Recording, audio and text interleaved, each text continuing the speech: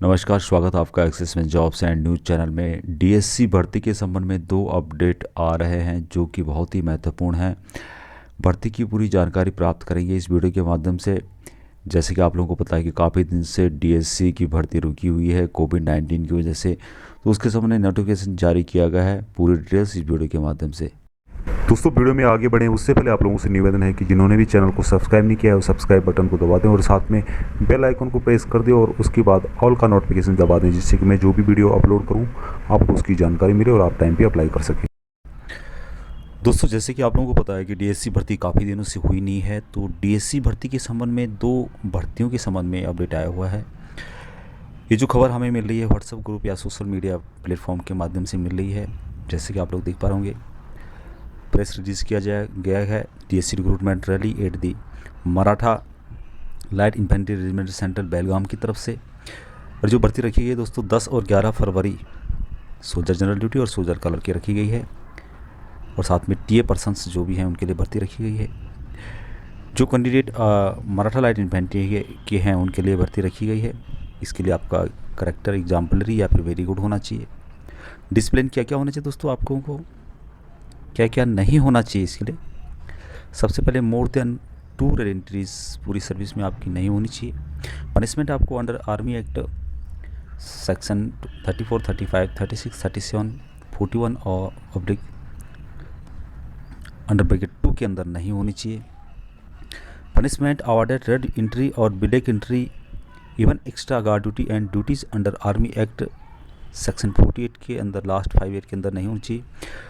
Red entries in the last 3 year of former service, यानी कि last 3 साल जो आपने सर्विस की है उसमें आपकी कोई रेड एंट्री नहीं होनी चाहिए। कैंडिडेट कम से कम 5 साल सर्विस होनी चाहिए उसकी।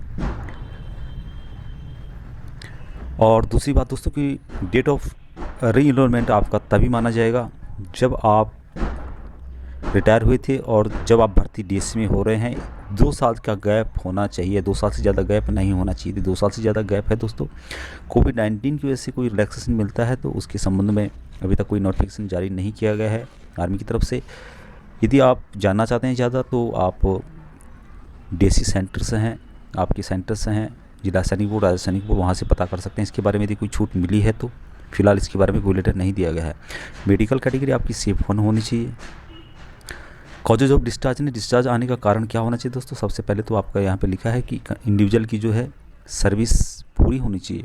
एक कलर सर्विस जिसको बोलते हैं हम लोग, सिपाही का 17 साल है, नायक का 22 साल और हवलदार का 24 साल, इस तरह से आपका सर्विस होना चाहिए। या फिर आप ऑन रिक्वेस्ट पे आप डिस्चार्ज आए हो, इस टाइप का डिस्चार्ज आपका होना चाहिए। एजुकेशन क्वालिफिकेशन मैट्रिक पास रखा गया है या फिर AC3 नॉन मैट्रिक के लिए रखा गया है। एज आपकी जनरल ड्यूटी के लिए 46 ईयर से ज़्यादा नहीं होनी चाहिए और क्लर्क के लिए 48 ईयर से ज़्यादा नहीं होनी चाहिए। इसके लिए जो मेजर डॉक्यूमेंट रखे गए हैं, इंपॉर्टेंट डॉक्यूमेंट, सबसे पहले डिस्चार्ज बुक है ओरिजिनल, दूसरा एजुकेशन सर्टिफिकेट, तीसरा है कि स्कूल लिविंग सर्टिफिकेट और भी ट्रांसफ़र सर्टिफिकेट और भी बेनिफिटेड सर्टिफिकेट इस है कोई तो। उसके अलावा caste certificate issues by state authorised signatory के द्वारा होना चाहिए। डोमिसाइल्स ऑब्लिक नेटिविटी सर्टिफिकेट होना चाहिए, duly signature by the authorised signatory of the state के द्वारा होना चाहिए। करेक्टर सर्टिफिकेट होना चाहिए दोस्तों विद ऑफिशियल स्टैम्प सिग्नेचर होना चाहिए विलेज सरपंच के द्वारा या फिर पुलिस के द्वारा होना चाहिए।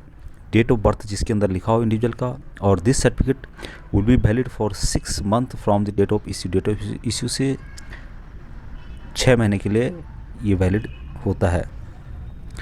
फैमिली फोटोग्राफ्स होने चाहिए दोस्तों, सभी के नाम होने चाहिए, रिलेशनशिप होना चाहिए, डेट ऑफ बर्थ उनका लिखा होना चाहिए फैमिली मेम्बर्स का पूरा, और ये भी सिग्नेचर होना चाहिए विलेज सरपंच के द्वारा या फिर ऑथराइज्ड सिग्नेचर के द्वारा with his stamp affixed and pasted on the reserve side of the character certificate. Character certificate के बैक साइड में आपको उसको लगाना होगा।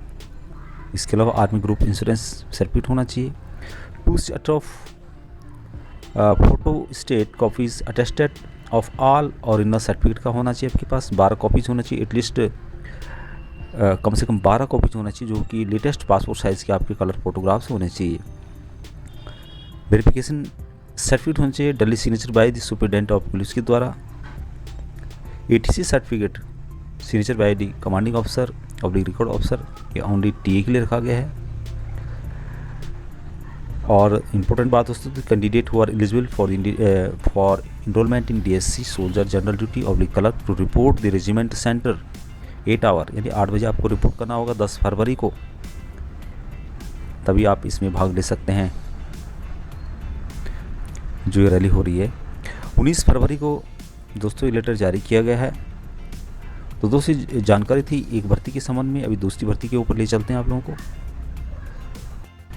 दूसरी भर्ती का जो नोटिफिकेशन जारी किया गया दोस्तों, वो किया गया है 21 जनवरी 2021 को, और ये लेटर दिया गया है मुख्यालय तोपखाना केंद्र हेडक्वार्टर आर्टिलरी सेंटर की तरफ से। इसका पिन कोड भी दिया गया है यहाँ पे, और इसका जो सब्जेक्ट रखा गया है re enrolment into DSC NCO oblique OR के लिए।